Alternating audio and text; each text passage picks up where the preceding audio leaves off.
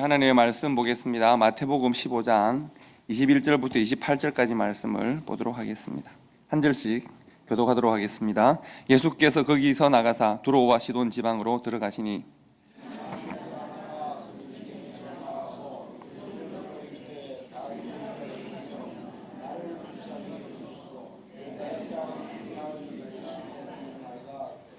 예수는 한 말씀도 대답하지 아니하시니 제자들이 와서 청하여 말하되 그 여자가 우리 뒤에서 소리를 지르오니 그를 보내소서.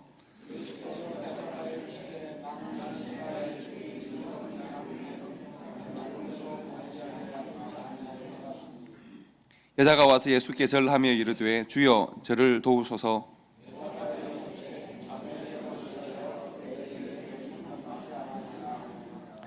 여자가 이르되 주여 올소이다마는 개들도 제 주인의 상에서 떨어지는 부스러기를 먹나이다 하니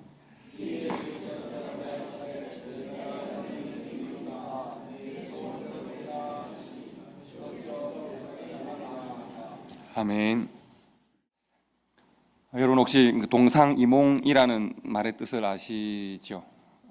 동상이몽 하면 혹시 TV 프로그램이 생각이 나시면 30대 이하실 테고요. 동상이몽에서 한자 성어가 생각나시면 이제 적어도 저와 비슷한 나이시거나 좀 위 나이신 겁니다. 동상이몽, 같은 침상에서 잠을 자는데 꿈을 다르게 꾼다는 이야기죠.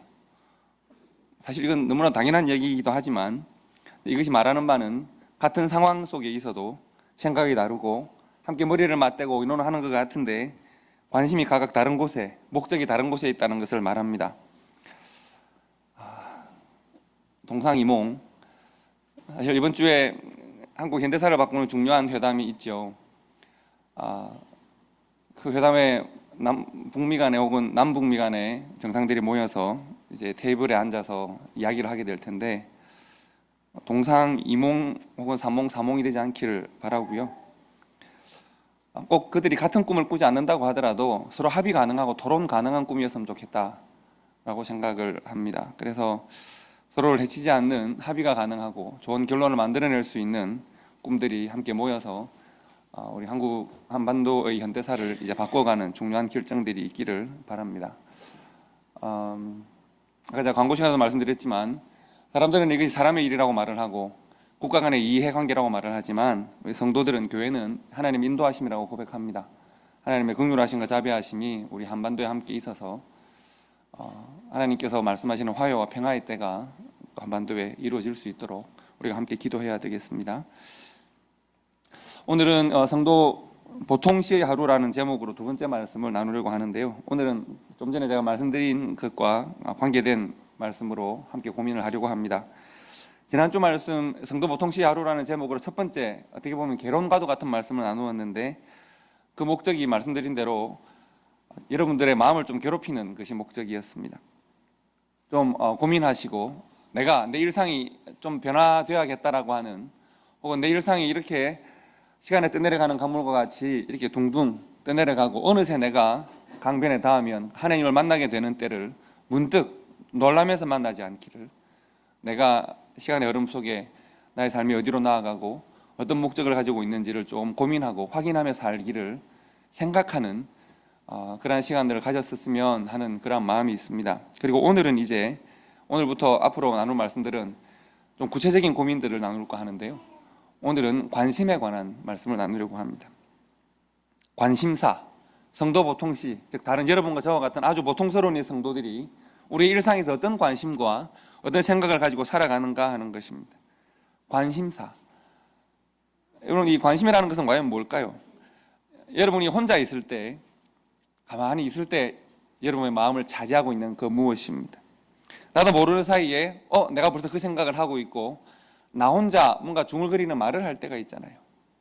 보통 우리는 하루에 수백 번 수천 번 셀프 토킹을 하거든요. 나 자신에게 묻고 대답하기로 반복합니다. 나도 모르는 사이에 하고 있는 말들의 중심, 내 감정과 내 생각과 에너지를 가장 많이 사용하는 그 무엇, 나도 모르는 사이에 고민하고 있는 그 어떤 것,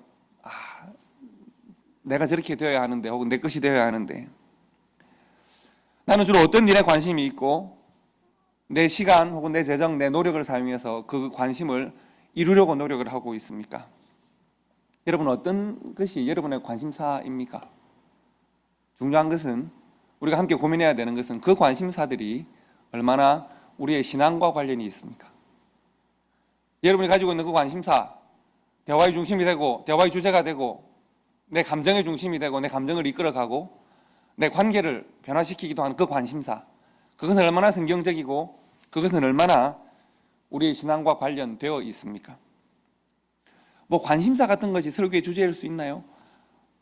주제일 수 있습니다. 그것이 얼마나 성경적이고 그것이 얼마나 신앙적인지를 우리가 한번 점검해 볼 필요가 있기 때문입니다. 예수님의 제자들은 예수님 따르는 것이 좀 힘들었을 수 있겠습니다. 왜냐하면 복음서를 우리가 잘 살펴보면 예수님의 제자들이 결단하고 예수님을 따르긴 한데 사건마다 말씀마다 가만히 들어보면 예수님의 관심과 제자들의 관심이 너무 다릅니다. 제자들은 예수님의 생각과 좀 다릅니다. 오늘 본문에서 우리가 구체적으로 볼 수 있는데요, 한 가나안 여인을 만나고 그 여인과 관련된 이야기가 진술되어지는데 예수님의 관심과 제자들의 관심이 다릅니다.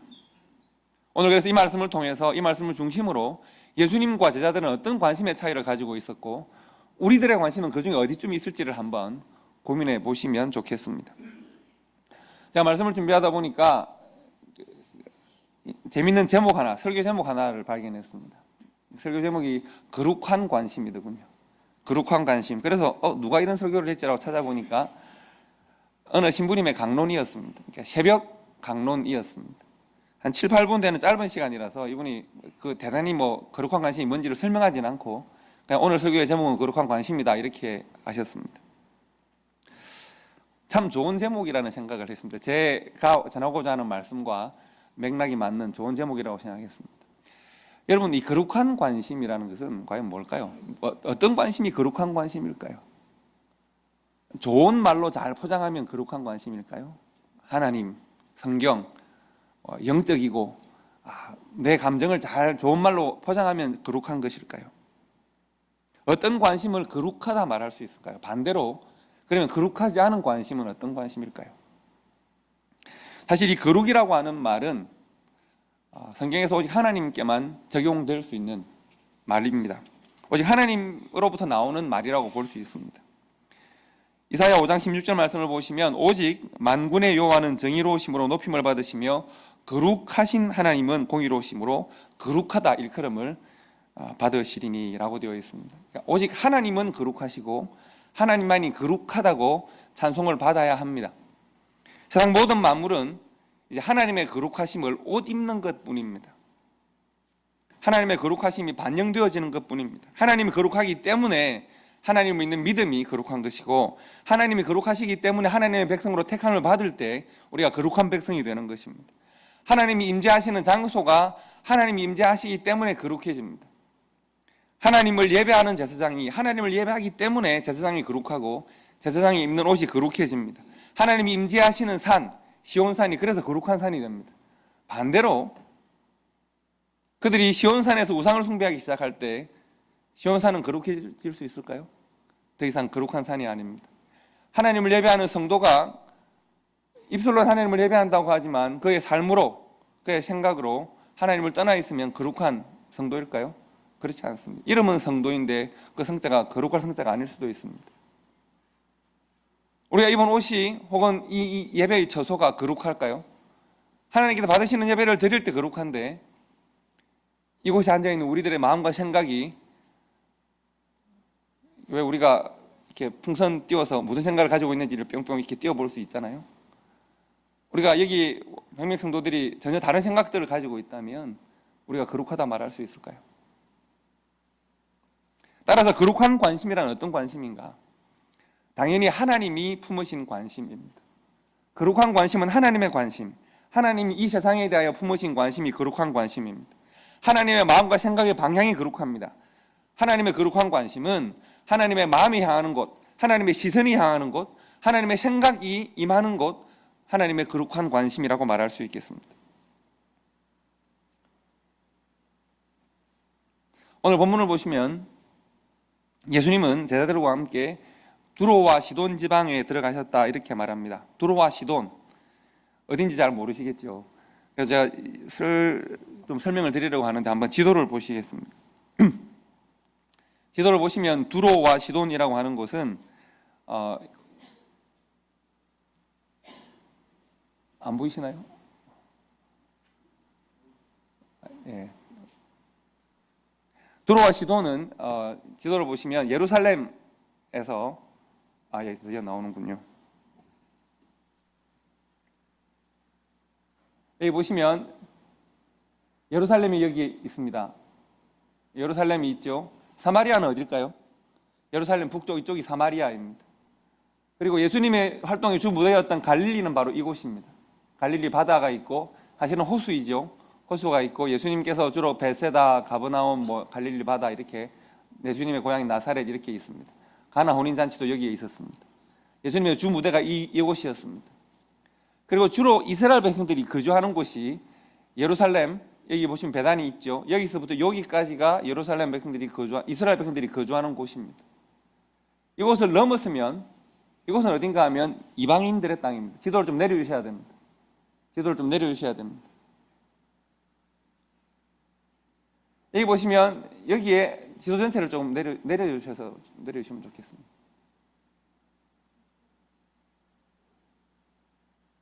여기가 밑으로 내리시라고요. 그렇죠. 됐습니다. 감사합니다. 여기 갈릴리 바다고요. 예수님의 주 무대가 여기인데 오늘 성경에 보시면 이 갈릴리를 떠나서 두로가 여기 있고 시돈으로 가셨다고 했습니다. 갈릴리를 떠나서 위로 올라가신 것입니다. 흔한 일은 아닙니다. 예수님께서 활동하시던 주 무대를 예수님은 주로 갈릴리에서 그리고 예루살렘으로 내려가셔서 활동을 하시는데 이때만 예수님께서 갑자기 두로와 시돈 지역으로 올라가셨습니다. 이제 불을 켜주십시오. 이 두로와 시돈이라고 하는 곳은 갈릴리보다 북쪽에 있고요. 지중해 바닷가 쪽에 있어서 해상 무역도 활발했고 어업도 활발했기 때문에 큰 번영을 이루었던 도시들입니다. 예수님이 그곳으로 왜 가셨을까요? 유대 땅이 아닙니다. 예수님의 전도의 무대가 주로 갈릴리였고 예루살렘이었던 것을 생각한다면 예수님께서 이방 땅으로 가신 일은 흔한 일이 아닙니다. 왜 가셨을까요? 예수님은 왜 북쪽으로 가셨을까요? 성경이 이 마태복음이 분명하게 그 이유를 밝혀주지 않습니다.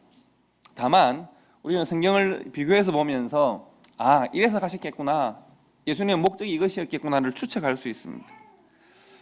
요한복음 10장 말씀과 서로 비교해 보면 예수님의 목적을 알 수 있겠습니다. 요한복음 10장 15절 16절 저기 한 1년쯤 전에 제가 여러분들과 한번 이 본문으로 말씀을 나눈 기억이 있습니다. 기억하실 수 있기를 바랍니다. 요한복음 10장 15절 16절에 보시면 예수님께서는 과연 어떤 관심을 가지고 있었는지를 정확하게 기록하고 있습니다. 우리 성경을 찾아봅시다. 요한복음 10장 15절과 16절을 봅시다.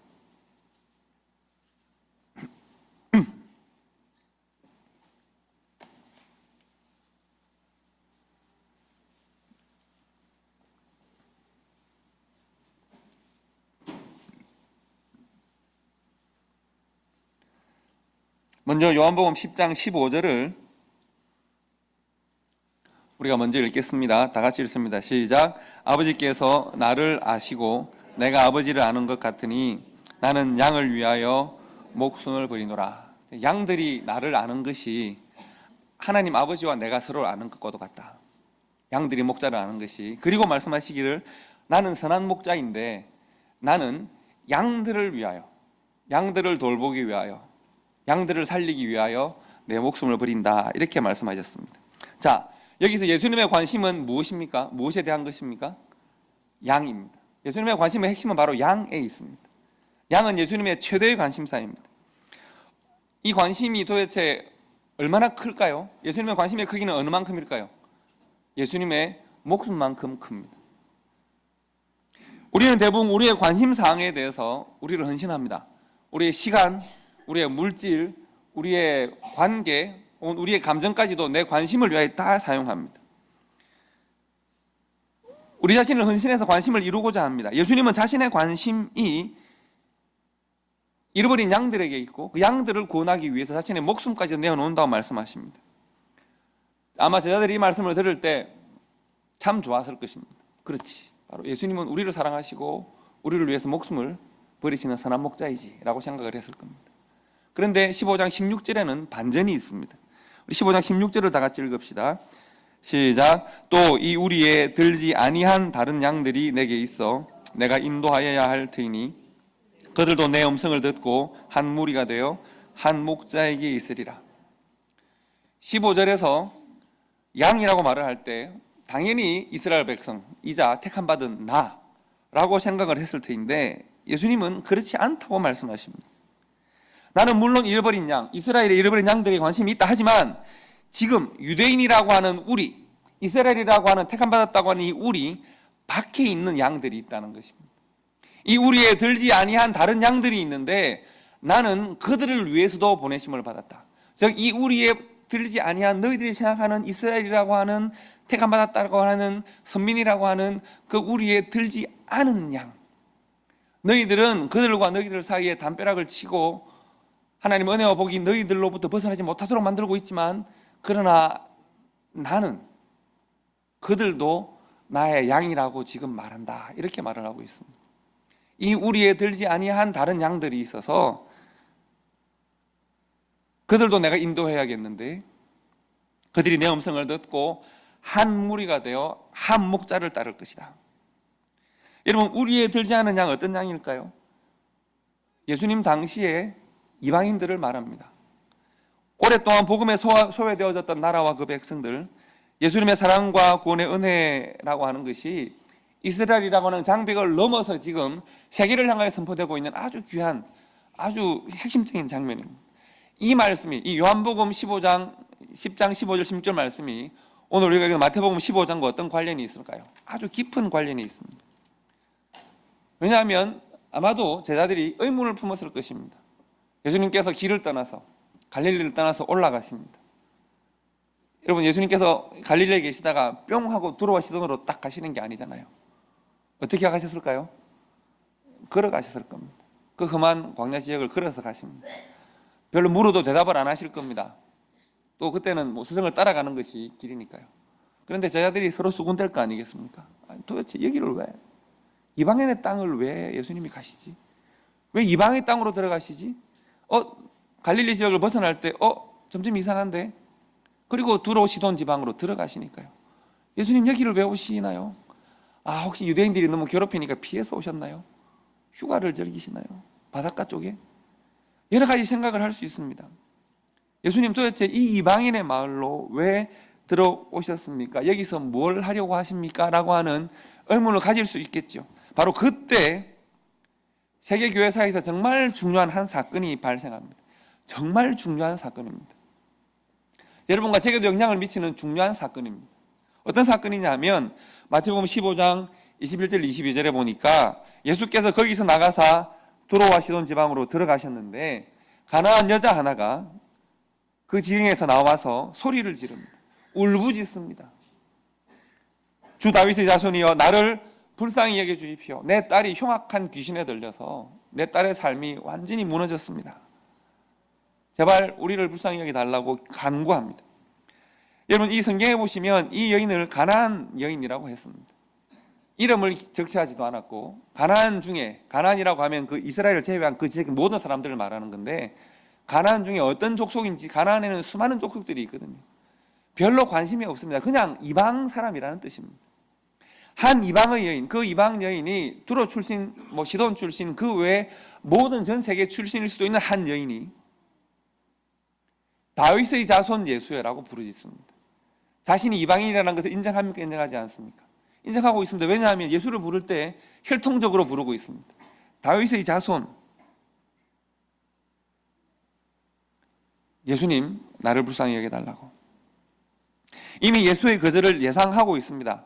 왜냐하면 당시에 유대인들이 얼마나 이방인들을 멸시하고 조롱했습니까? 그래서 아마도 내가 거절당할 것을 알고 있습니다. 그래서 다윗의 자손이시여, 예수시여, 내 딸을 한번 불쌍히 여겨달라고. 당신이 정말 하실 일도 많을 테고 가실 곳도 많을 텐데 우리에게 당신의 조그만 관심만 조금 보여주시면 안 되겠습니까? 우리의 마을로 찾아오신 저 갈릴리에서 수많은 이적과 놀라운 가르침을 베풀었던 예수님의 소문을 이미 들었고 내 이 모든 삶의 모든 문제가 이 천형과도 같이 내리는 모든 문제가 예수의 아주 작은 마음의 부스러기라도 내가 맛볼 수 있다면 내 문제가 해결될 것 같으니까 조금만 관심을 좀 쏟아주시겠습니까? 예수님께 부르짖으면 될 것 같으니까 외치고 부르짖은 것이죠. 이 여인은 과연 성공할 수 있을까? 이 여인은 과연 예수님의 관심을 받을 수 있을까? 그런데 성경을 보시면 23절에 보시면 예수는 한 말씀도 대답하지 않았다고 했습니다. 예수님이 여인이 계속 부르짖는데 침묵하셨다는 겁니다.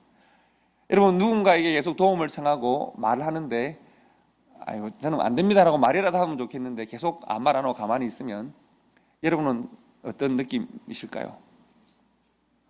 정말 무시당하고 정말 화나지 않을까요? 대답이라도 좀 하시라고 말하지 않나요? 예수님이 말씀하지 않으십니다. 침묵하십니다. 그래서 제자들이 예수님께 와서 말합니다. 예수님, 너무 시끄럽습니다. 여자를 돌려보냅시다. 제자들이 와서 청하여 말하되 그 여자가 우리 뒤에서 소리를 지르는데 그 여자가 우리 뒤에서 도와달라고 말하는데도 아니고 우리 뒤에서 참 불쌍해 보이는데도 아니라 그 여자가 말하는 그 모든 내용을, 그 기도의 내용을 뭐라고 표현하죠? 소리 지른다고 표현하면 소음이라고 표현하는 것입니다. 제자들은 그 여자의 말을 지금 듣지 않습니다. 시끄럽다는 겁니다. 그 여자가 무엇을 말하는지를 들어야 불쌍히 여기는 마음이라도 생길 텐데 지금 뭐라고 말을 한다고요? 소리치고 있습니다. 너무 시끄럽습니다. 보냅시다 라고 말을 했습니다. 예수님께서 그쯤 되면 뭐라고 말씀하셔야 되나요? 너희들은 왜 그렇게 긍휼하고 자비한 마음이 없니? 데리고 오너라 해서 뭔가 여인의 말씀을 들어야 예수님다운데 예수님께서 뭐라고 말씀하시냐 하면 이전과는 전혀 다른 반응을 보이십니다. 나는 이스라엘에 잃어버린 양 외에는 다른 데로 보내심을 받지 않았다. 아마 이 말씀을 들은 제자들이 놀랐을 수도 있습니다. 예수님이 좀 달라지셨는데? 라고 생각했을 수 있습니다. 예수님께서 나는 이방인인 너를 위하여 보내심을 받은 것이 아니라 이스라엘의 어린 양을 위하여, 잃어버린 양을 위하여 보내심을 받았다. 그런데 아마도 이 여인은 아주 강철 멘탈을 가졌든지 아니면 정말 소원이 처절했든지 둘 중에 하나인 것이죠. 저는 뒤쪽이라고 생각하는데요. 정말 처절하고 간절한 소원으로 아무리 나를 거절하고 나를 밀어내도 여인은 물러서지 않습니다. 그래서 여인이 다시 엎드려 절하면서 부탁합니다. 주님 제발 도와주십시오. 여자가 와서 예수께 절하며 이르되 이미 거절당했는데 침묵으로 거절당하고 나는 너를 위해 보내심을 받지 않았다고 거절을 당했는데 여자가 엎드려서 절을 합니다. 그리고 제발 저를 도와달라고 저를 도와주십시오. 아마 제자들은 이쯤 되면 예수님께서 다시 생각을 했을 텐데 예수님이 그러지 않으십니다. 예수님께서 뭐라고 말씀하십니까? 자녀들의 떡을 취하여 개들에게 던짐이 마땅치 않다. 정말 아주 날카롭고 차가운 칼날과도 같은 담벼락을 앞에 세워두시는 거죠. 틈을 파고들 수 없는 자녀들의 떡을 취하여 개들에게 던짐이 마땅하지 않다. 자녀는 누굴까요? 이스라엘이. 개는 누굴까요? 도움을 청하는 여인에게 개들에게 던짐이 마땅치 않다. 평소 예수님께서 하시던 은행과는 너무나도 다른 모습을 보이신 것이고, 여러분 사람이 평소와 좀 다른 행동을 하면 목적이 있겠죠. 눈치 빠른 제자들은 눈치를 챘을 수도 있고 그렇지 않을 수도 있습니다. 여러분 이 개라고 하는 표현을 대단히 충격적으로 받으실 필요는 없습니다. 왜냐하면 당시 유대인들은 이방인들을 지옥의 땔감, 개 이렇게 불렀습니다. 그래서 아마 이방인인 이 가나안 여인도 갈릴리와 가까이 있었기 때문에 유대인들이 자신을 개라고 부르는 것을 아마도 알았을 겁니다. 그래서 그렇게 대단히 이것이 당시 안 쓰는 표현을 쓴 것은 아닙니다. 즉 하나님의 자녀, 우리는 하나님의 자녀요, 이방인들은 지옥의 땔감, 개 이렇게 불렀었기 때문에 당시 사용하던 표현을 사용한 겁니다. 이 여인이 다시 한번 간절한 소원으로 예수님 앞에 그야말로 칼날과 얼음으로 만든 칼날과 같이 차가운 반응을 보이는 예수님 앞에 다시 한번 엎드립니다. 27절 28절을 보시면 여자가 이르되 주여 옳습니다. 이스라엘은 하나님의 백성이요 자녀요 우리는 개와도 같습니다. 그런데 개들도 제 주인의 상에 떨어지는 부스러기를 먹지 않습니까? 하나님의 모든 사랑과 관심이 이스라엘에 향했다는 것을 알겠습니다. 그런데 예수님의 관심에 조그만 부스러기라도 내 이 불쌍한 딸과 내 삶에 조명해 주지 않으시겠습니까? 비춰주지 않으시겠습니까? 이에 이 여자가 이렇게 대답하였기 때문에 이에 예수께서 대답하여 이르시되 여자여 너의 믿음이 크다. 너의 소원대로 될 것이다 말씀하십니다. 그리고 그때로부터 그 딸이 낳았다고 했습니다. 그래서 우리가 재미있게 생각해야 될 것은 성경의 상황들을 보시면 그렇습니다. 29절을 보시면 29절에 뭐라고 되어 있냐면 예수께서 거기서 떠나사라고 했습니다. 그리고 갈릴리 호숫가로 가십니다. 보니까 예수님께서 두로와 시돈으로 가셔서 한 일은 뭐밖에 없습니까? 이 여인 만난 것밖에 없습니다. 갈릴리에 계시다가 두로와 시돈으로 올라가셔서 그 일을 하고 갈릴리로 다시 돌아오셨습니다. 그러면 우리가 추측할 수 있겠죠. 예수님께서는 두로와 시돈으로 왜 가셨을까요? 이 여인 만나러 가셨습니다. 두로와 시돈으로 왜 가셨을까요? 이 여인에게 이 말씀하시기 위해서 갔습니다. 두로와 시돈으로 왜 가셨냐 하면 이 여인에게 이 말씀을 하심을 통해서 교회 역사의 이 일을 보여주기 위하여 가셨습니다. 정말 중요한 역사적 사건을 처리하신 것입니다. 이 여인에게 무슨 말씀을 하셨습니까? 믿음으로 얻는 구원에 대하여 말씀하신 것입니다. 오직 믿음으로 얻는 구원에 대하여 말씀하셨습니다. 믿음으로 구원을 얻기에 수많은 장벽이 있고 수많은 거치는 것들이 있다고 할지라도, 믿음으로 살기에 정말 힘들고 어려운 거절들이 있고 고통들이 있고 핍박이 있다고 할지라도, 믿음으로 살아가기에 수많은 고통과 아픔이 있다고 할지라도 오직 예수를 그리스도로 믿는 믿음이 있으면 그것이 하나님 앞에 구원의 길이다라는 것을 성경이 말하기 위하여 예수님은 두로와 시돈으로 가셔서 그 여인을 만나셨고 그 여인의 딸을 치료하신 것입니다. 오직 예수를 믿는 믿음으로 말미암아 얻는 구원, 그 은혜에 대하여 말하고 있습니다. 심지어 그 구원과 은혜는 죽음을 넘어서고 세상의 수많은 장벽을 넘어설 수 있다는 것을 말하고 있습니다. 저는 오늘 이 본문의 이 사건이 교회사적으로 정말 중요한 사건이다 말씀을 드렸습니다. 혹시 여러분 이 사건이 교회사적으로 왜 중요한지 아시겠습니까? 이 여인을 통해서 예수 그리스도의 구원의 빛이 이스라엘에게만 머무는 것이 아니라 모든 이방인에게 향하는 예수 그리스도의 관심이, 사랑이 여러분과 제게도 향한다라고 하는 사실을 지금 말하고 있는 본문이기 때문에 그렇습니다. 이스라엘이라고 하는 혈통이 아니어도, 그들이 그렇게 소중하게 지키기가 원했던 율법이 아니라도 누구든지 예수를 믿는 믿음으로 얻는 구원을 예수님께서 선언하신 것입니다. 딸이 귀신에 들려서 세상 그 어느 것으로부터도 소망을 발견하지 못하던 한 여인, 거절을 거듭당하면서도 오직 예수의 귀한 그 관심을, 사랑을 간구하던 그 여인, 거절당하고 차이고 발표도 혹은 그 믿음을 붙들기에는 수많은 너무나도 큰 장벽들이 있고 차가운 시선들이 있고 어려움들이 있어서 내가 예수라고 하는 믿음을 붙들기 너무 어려움에도 불구하고 끝까지 믿음을 놓지 않는 그 여인을 통해서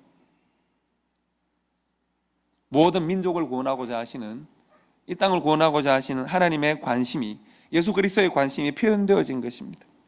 모든 사람들이, 제자들이 구원은 오직 우리의 것이요 하나님의 은혜와 복은 오직 내 것이요 복음은 나만을 위하여 일해야 하고 나를 위해 유익하게 만들어야 한다고 생각할 때, 하나님의 모든 관심과 사랑이 나만을 향해야 된다고 생각할 때 예수님은 우리 안에 들지 않은 양들에게 직접 찾아가셔서 그들 가운데서도 가장 소외받는 한 사람을 만나시고 그에게 믿음으로 얻는 구원에 대하여 복음을 선포하시고 바로 그 한 여인의 고통을 통해서 믿음으로 얻는 구원의 큰 은혜를 우리들에게 문 열어주신 것입니다. 2000년 전에 두로와 시돈에서 한 가나안 여인에게 쏟아졌던 예수님의 관심이 2000년을 지났습니다. 대륙을 지나고 바다를 건너고 나라를 건너고 문화를 건너고 민족을 건너서 여러분과 제게까지 지금 쏟아지고 있는 것입니다. 여러분과 저는, 교회는 예수 그리스도의 가장 중요한 관심사입니다. 예수님은 정말 여러분과 제게 많은 관심을 가지고 있습니다. 그 관심이 얼마나 특별하고 거룩한지 여러분과 저를 위하여 예수님은 목숨을 버리십니다. 십자가를 지십니다. 그 관심이 참으로 거룩합니다. 말씀드린 대로 그 거룩한 관심은 십자가를 통하여 실현되고 보여졌습니다. 나는 양들을 위하여 목숨을 버리노라. 나는 양들에게 정말 관심이 많은데 그 양은 우리를 넘어있는, 역사를 넘어서는, 시간을 넘어서는 수많은 양들에게 나의 관심이 다 표현되어질 텐데 나는 목숨을 걸고 그들에 대한 나의 관심을 표현하겠다는 것입니다. 여기까지라면 예수님의 관심은 참으로 거룩한 관심입니다 까지라면 우리의 믿음은 능력이 없습니다. 예수님의 관심은 참으로 거룩합니다. 하나님의 관심은 참으로 거룩하십니다. 하나님은 여러분과 저에 대한 관심을 가지고 계십니다. 예수님은 하나님의 그 관심을 자신의 관심으로 받고 자신의 관심을 십자가를 통하여 표현하셨습니다. 여러분과 저를 구원하셨습니다 까지라면 복음은 과연 어떤 능력을 가지고 있습니까? 예수님께서 우리들에게 물으십니다. 너희들은 예수님의 거룩한 관심의 대상이고 그 관심으로 구원의 은혜를 힘입었는데 그렇다면 너희들은 무엇에 대한 관심을 가지고 있는지를 여러분과 제게 물으시는 것입니다. 우리의 일상을 주장하고 우리의 비어있는 시간들을 주장하고 우리의 감정을 주관하고 우리가 흔들리는 우리의 삶을 주관하고 있는 우리의 마음의 중심에, 삶의 중심에 있는 그 관심은 과연 무엇인지를 우리 주님께서 묻고 있습니다. 말씀드린 대로 주님의 우리를 향하신 관심은 참으로 거룩합니다. 십자가의 피가 거기에 함께 있습니다. 그런데 그 관심의 대상이자 그 관심으로 말미암아 구원받은 우리는 과연 무엇에 대하여 관심을 가지고 있습니까? 우리의 마음의 중심에 자리 잡고 있는 관심 또한 예수님의 관심처럼 거룩합니까? 우리의 마음과 생각은 하나님의 생각과 닮아서 거룩합니까? 우리의 관심은 예수님의 관심과 닮아 있습니까? 우리의 시선은 예수님의 시선과 같은 방향을 보고 있습니까? 오늘 본문을 보시면 참으로 안타깝게도 제자들은 예수님의 마음과 생각을 읽지 못합니다. 예수님의 관심과 그들의 관심은 늘 달랐습니다. 여러분, 그들이 예수를 믿지 않아서 예수님과 관심이 달랐던 것이 아닙니다. 그들이 예수님께 헌신하지 않아서 그랬을까요? 그들이 예수님과 동행하지 않아서 그랬을까요? 그들은 예수를 믿었고 그들의 삶을 버리고 예수님을 지금 따르고 있는 중입니다. 그들은 예수님과 동행하고 있습니다. 그런데 그들의 관심이 예수님과 관심과 다릅니다. 예수님은 지금 우리의 들지 않은 양들에 대한 관심으로 이방 땅으로 직접 가셔서 우리의 들지 않았던 양들 중에서도 병들어 있는 한 양을 택하시고 그 양을 통해서 우리들에게 이것이 나의 관심이다. 그리고 이 병들어 있는 양이 바로 여러분과 제 모습이다 이렇게 말씀하십니다. 그 양을 통하여 하나님의 관심을 보여주십니다. 그런데 제자들은 이 여인이 부르짖는 모든 부르짖음을 소음으로 여깁니다. 빨리 이방 땅, 불편한 이방 땅을 떠나서 빨리 갈릴리로 돌아갑시다. 예수님과 이 제자들의 관심은 같을까요? 나를 불편하게 하는, 소리 지르는, 좀 내가 불편한 이 땅에 와서 이 사람들을 왜 만나고 있습니까? 왜 이 시간을 허비하고 있습니까? 여러분, 제자들이 어디 이때뿐이었습니까? 예수님이 십자가를 이야기할 때 그들은 천국에서 누가 높은지를 이야기합니다. 이 땅에서 가장 낮은 곳 십자가를 지려고 하시는데 그들은 높은 곳에 가서 영광 누릴 것을 생각합니다. 예수님이 남자만 5천 명이 넘는 수많은 군중들을 보시고 그들이 방황하며 유리하는 것을 보시고 민망하게 여기셔서 눈물 흘리실 때 그들은 돈을 세고 있었습니다. 예수님이 하나님의 나라를 이야기할 때 그들은 이 땅에서의 영광을 소망합니다. 향료컵을 깨뜨려서 예수님의 머리에 기름을 붓고 예수님의 죽음을 준비할 때 제자들은 저것이 돈이 얼만데? 라고 생각했습니다. 예수님이 최후의 만찬을 나누시면서 죽음을 말씀하시고 그들에게 교회를 부탁하실 때 제자들은 예수님 가까이에 누가 앉는지, 예수님 저 제자는 과연 나중에 어떻게 되나요? 나는 어떻게 되나요? 천국에서는 누가 더 높은가요? 누가 더 큰가요? 내 자리는 어디쯤 되나요? 하나님 나라 회복되면 나는 과연 어떤 영광을 받나요? 제자들은 끊임없이 묻고 또 물었습니다. 무엇에 대하여 물었냐 하면 예수님의 관심은 무엇이고 나는 어떻게 따를까요가 아니라 내 관심은 이것인데 주님은 어떻게 내 관심을 이루어주실 건가요? 끊임없이 또 물었습니다. 그들은 예수님의 관심에 마음을 둔 것이 아니라 그들의 관심을 예수님의 능력이 이루어주기를 원했습니다. 그들의 관심에 예수님의 능력과 하나님의 영광을 사용하기를 원했습니다. 예수님이 그들을 떠나시기까지 그들은 예수님의 거룩한 관심의 삶에 그들을 헌신하지 못했습니다. 성도 여러분, 우리가 정말 치열하게 고민해야 합니다. 오늘날 세상사는 정말 복잡하고 다양해서 우리의 마음을 유혹하는 것들이 너무 많습니다. 우리가 예수 그리스도의 관심에 우리의 관심을 집중하기가 너무 어려운 시대를 살고 있기 때문에 우리의 관심을 가져가는 것이 너무 많기 때문에 우리는 더 많이 노력해서 예수님의 관심에 우리의 관심을 집중할 수 있어야 합니다. 우리가 교회라고 하는 같은 배를 타고 있습니다. 우리가 같은 배를 타고 있을 뿐만 아니라 성령 하나님이 이 배에 함께 타고 있습니다. 우리가 고민해야 합니다. 우리는 성령 하나님과 같은 꿈을 꾸고 있는가? 우리는 우리를 구원하셔서 이 배에 태우신 예수 그리스도와 같은 꿈을 꾸고 있는가? 내 꿈은, 내 관심은, 내 생각은 과연 우리를 이 구원의 방주에 올리신 예수 그리스도와 같은가? 내가 성령 하나님과 동상이몽인가 동상동몽인가? 고민하고 또 고민해야 합니다. 치열하게 고민해야 합니다. 성도 여러분, 삶이 변화되려면 우리의 관심이 변화해야 합니다.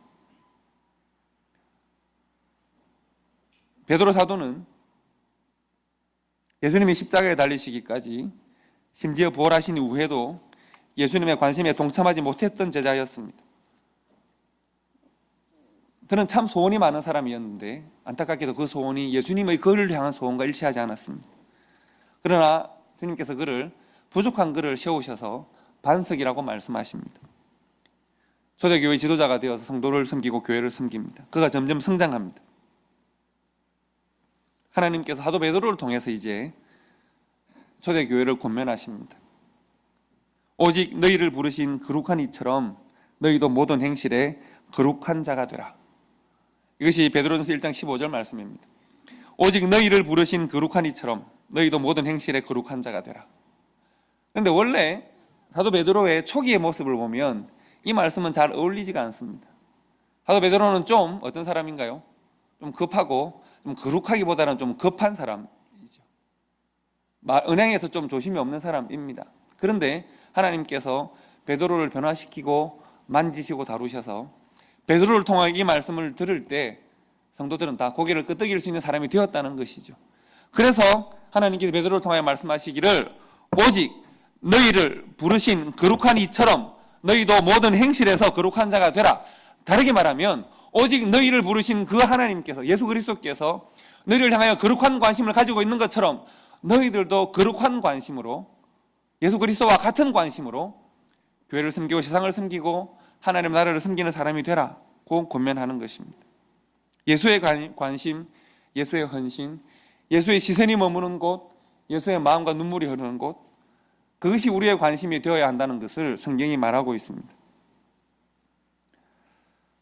삶이 변화되려면 관심이 바뀌어야 합니다.